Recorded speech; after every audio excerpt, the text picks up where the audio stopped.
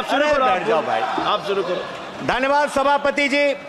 वित्तीय वर्ष 2024-25 के लिए पेश किए गए आम बजट पर हो रही चर्चा पर मुझे बोलने का अवसर देने के लिए मेरी पार्टी, मेरे नेता आदरणीय अखिलेश यादव जी का आभार प्रकट करना चाहता हूं। महोदय, मुझसे पहले मेरी पार्टी के अन्य सदस्यों द्वारा अपने संबोधन में बजट के संबंध में उठाई गई आपत्तियों से मैं खुद को संबद्ध करता हूं।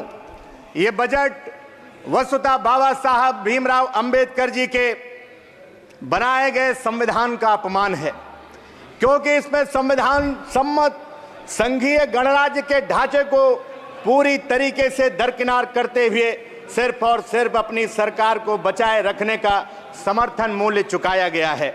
महोदय, हम सभी जानते हैं अंग्रेजी वर्णमाला के अक्षर ए से जेड तक होते हैं। इसके एक एक अक्षर मिलकर के ही वर्णमाला पूरा करते हैं। इसमें प्रत्येक अक्षर का समान महत्व है, लेकिन दुर्भाग्य है कि माननीय वित्त मंत्री महोदय ने सिर्फ ए टू बी का ध्यान रखा है, ए टू बी पर ही रुक गई।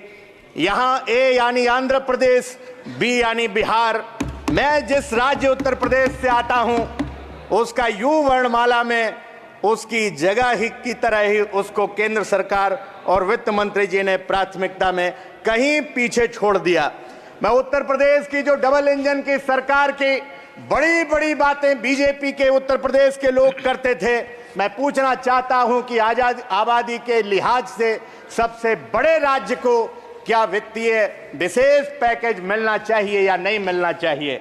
घर में ठंडे चूल्हे पर अगर खाली पतीली है, मैं कैसे बोल दूं कि धूप फागुन की नशीली है?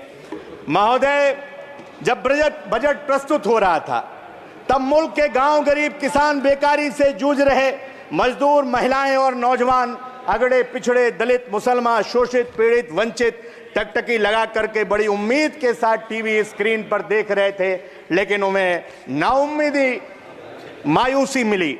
आजादी के 77 सालों के बाद इतने बजट लाने के बाद भी आखिर हम कौन सा भारत बनाना चाहते हैं जहां आज भी आम आदमी को शिक्षा, स्वास्थ्य, पेयजल जैसी मूलभूत सुविधाओं के लिए जूझना पड़ता है? जब उद्योगपतियों का आप लगभग 20 लाख करोड़ कर्जा माफ कर सकते हैं, तो फिर देश के किसानों का और बेरोजगार नौजवानों का शिक्षा ऋण क्यों नहीं माफ होना चाहिए? मनरेगा का बजट न बढ़ाना जहां निराश करता है, वहीं सरकार से अपेक्षा है कि मजदूरों के हित में मनरेगा के कार्य दिवस बढ़ा करके 2 गुने करने का काम किया जाए। पीएम आवास योजना सूची और लाल फीताशाही में उलझ करके कहीं ना कहीं सूची रह जाती है। महोदय, इसलिए मैं कहना चाहता हूं, तमाम जरूरतमंदों को पीएम आवास नहीं मिल पाता है। मेरी मांग है सांसदों की सिफारिश पर पात्र व्यक्तियों को प्रधानमंत्री आवास देने का काम किया जाए। सरकार ने बजट में बताया कि उसका वित्तीय राजकोषीय घाटा जीडीपी के मुकाबले 4.9% है, पर यह नहीं बताया कि जो कर्ज हमारे देश के ऊपर 2014 के समय 55 लाख करोड़ था, आज वह बढ़ करके 210 लाख करोड़ हो गया है। नौनिहाल बच्चे इस बजट में आज भी समावेशी और विकसित होने की परिभाषा में सम्मिलित होने की प्रतीक्षा में हैं। दिव्यांग विद्यार्थियों का भी बजट कम कर दिया गया है। अंत में मान्यवर, मैं आखिरी बात कह करके अपनी बात को समाप्त करता हूं।